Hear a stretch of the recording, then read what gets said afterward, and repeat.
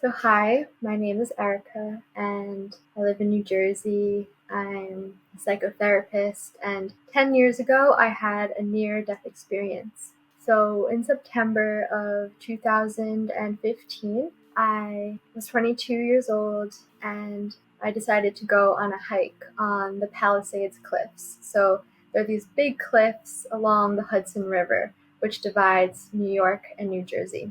And I woke up that morning with a strange feeling in my stomach. And at the time, I didn't know what intuition was, but I kind of just brushed it off and went on a hike by myself. And as I arrived towards the end of these cliffs called Peanut Leap Falls, the waterfall was dried up that day. And I had climbed up this waterfall once before. I was kind of a daredevil at the time, so I thought that I could climb down safely. And so I took a picture at the top of the cliff, and then I started to make my way down. And this is about a 60-foot cliff. And immediately, I didn't even get down past probably a foot, and I got stuck on the rocks. And I stayed there for about 20 minutes waiting for someone to come, and it was very strange because this hike usually is pretty popular, and on this day not one person came all day long. And so I stayed there for 20 minutes and I was looking around to see how I could get down or get back up, and I just couldn't find a way, and my arms started shaking. And I saw this one rock at the bottom, like beneath my foot, but it had wet moss on it. But I was going to fall, so I had to take truly a leap of faith. And I put my foot down on that mossy rock, and that's really one of the last moments I remember was just my foot slipping on the rock and then just letting go. So I fell 60 feet onto big boulders, and I broke my ribs, my pelvis, my spinal cord, my arms, my ribs punctured my lungs, so I was suffocating. And I don't fully remember this part, but somehow, I guess it was just fight or flight instincts. I was unconscious for about an hour, and then I woke up and was able to reach my backpack and grab my phone and call 911. And so I called the police, but I was so concussed I didn't know my name or where I was or who I was. But I said, hey, I'm dying, I'm suffocating, I don't know where I am. And then I went, please save me. And then I went back unconscious. And the police were tracing the call, but the signals were bouncing off of the New Jersey cliffs and showing that I was in New York. So they had search teams looking for me in New York, but I was in New Jersey. So I was down there dying for 7 hours. And suffocation was really the reason why I was so close to death. And from there is when my near-death experience occurred. The first thing I remember is separating from my physical body. And so I remember looking at my body and recognizing that I am not that. There's something separate from my physical being. And in that, I learned that I don't die, that there actually is no death. There's something that actually survives death. And some people can call that a soul or a spirit or consciousness. But that was really profound because at the time, all I ever believed in was what I could sense with my 5 senses. But this was proof that there's actually something more than just the physical. And from there, I had what many people call a life review. And so it was in a flash. Where in the state I was, there was almost like there was no time. So in a flash, I saw my entire life flash before my eyes. And I grew up with a lot of childhood trauma, and I struggled with addiction. I was really just a sick and wounded human at the time, and a huge atheist. And what I saw in my life review was that I was actually causing more harm to those around me than I was actually relieving the suffering or living in alignment with my soul's purpose. And you know that saying that hurt people hurt people. Yeah, so I saw very clearly that my own suffering was then unconsciously being transmitted to all those around me. And that was very eye-opening. I believe that's what we would call karma. I learned about karma and cause and effect and how it determines where we go next and how deeply it affects the people, not just ourselves and our own soul journey, but also all the people around us. And it was interesting because there was no one judging me as good or bad except for myself, the most objective version of myself. It wasn't judgmental or shameful. It was more like an honest assessment of like, hey, you're just not living in alignment.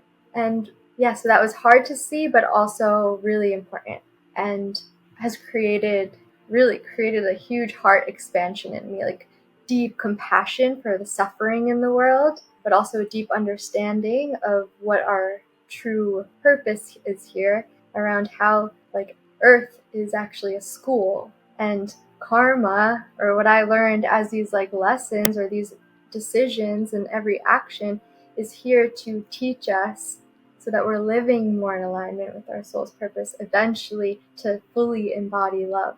And then came the white light experience. And so I was a huge atheist before my NDE. I would go around, quite loudly expressing my belief around how there's no God. So much so, this is probably one of the craziest aspects of my story, is that the night before I fell, I was at a party with my sisters, and I got in a fight with my little sister around how there's no such thing as God, and I made her cry.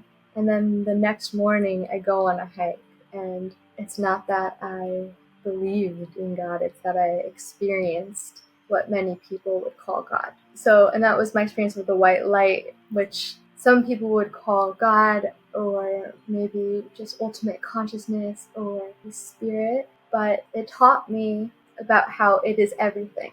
And it was the most incredible, unspeakable amount of love and peace I have ever experienced.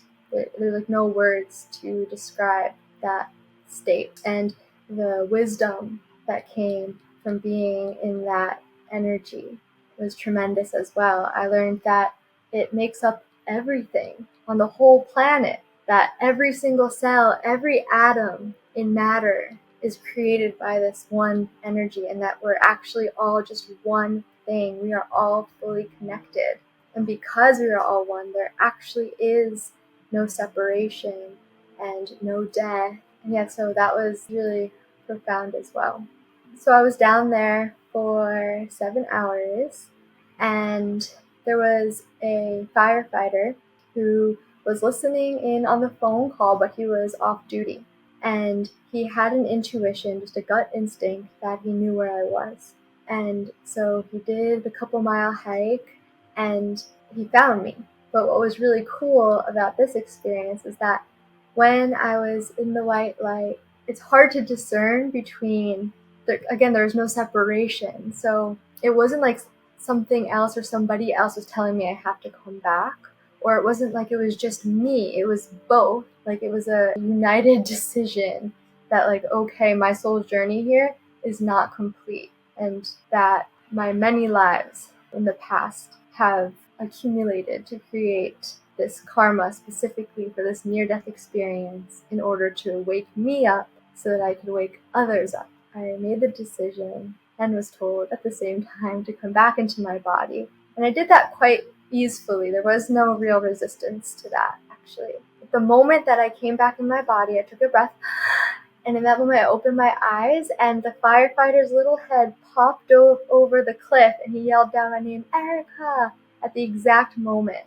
that I came back into my body. And from there, we called some army boats that came down the Hudson River and put me on a stretcher and brought me to the hospital. And I was in the hospital for about a month, and inpatient physical rehab for a month, and then bedridden and in a wheelchair for 6 months. And throughout that time, I was undergoing a massive transformation, going from a super traumatized, addicted, atheist human with my wounded body to now this like really deep spiritual awakening. It was a deep transformation, and I had many crazy experiences throughout that time. I started to see energy and feel energy. I became so heart opened. It's almost like I could feel everyone's suffering and pain around me. But I was also more attuned to higher frequencies too.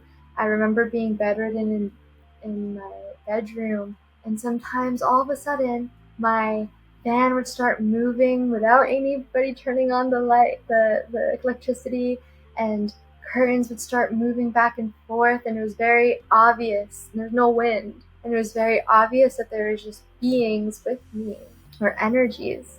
I also became really almost electrifying, and I kept breaking technology for a few months after. I went through a couple cell phones and a computer, and anytime that I would put lights on, they would go out. And so that was really interesting too. And I've heard that other people with NDEs have had similar experiences.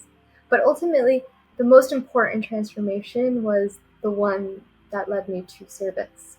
Like recognizing that ultimately the highest purpose here is service, and that it looks so different for each of us depending on all of our qualities and experiences and personalities, but that service for love is the greatest one, and that's been massive for me. And yeah, today I'm just a healthy human, and the fear of death doesn't overcome me, as it's such a root fear for so many people that, yeah, it's a real gift that I had this experience.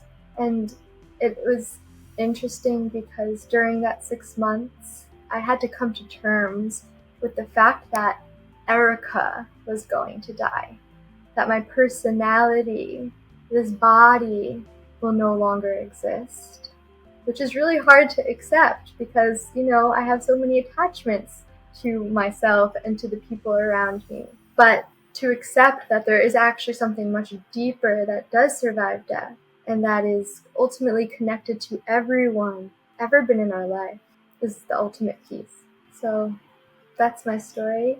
And if you'd like to hear more or connect, hear about my services, you can look at the links below. Thank you. If you like this story, be sure to support The Other Side NDE by checking out our brand new book below,